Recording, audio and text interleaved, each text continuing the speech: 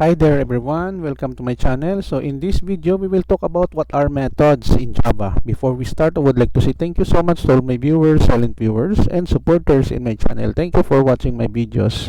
If you are new with my channel and then you like this video, please hit the like button. Don't forget to share and please support my channel guys if you are new by clicking the subscribe button. So let's begin. What are methods in Java?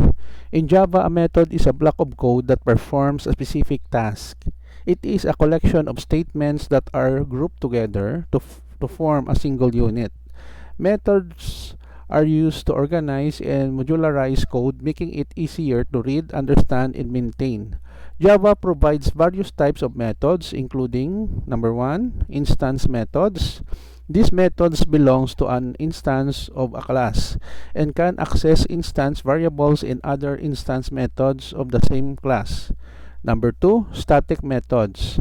Static methods are associated with a class rather than with instances of the class.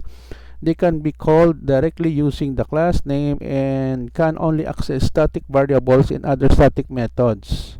Number 3, constructors. Constructors are special methods used for creating and initializing objects of a class. They have the same name as the class and are called automatically when an object is created. Number 4, accessor methods or getters. Accessor methods are used to retrieve the values of instance variables. They provide read-only access to the state of an object. Number 5, mutator methods or setters. Mutator methods are used to modify the values of instance variables.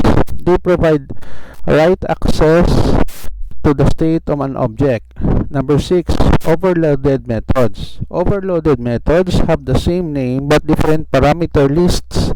Java allows multiple methods with the same name as long as their parameters differ in number, order, or types.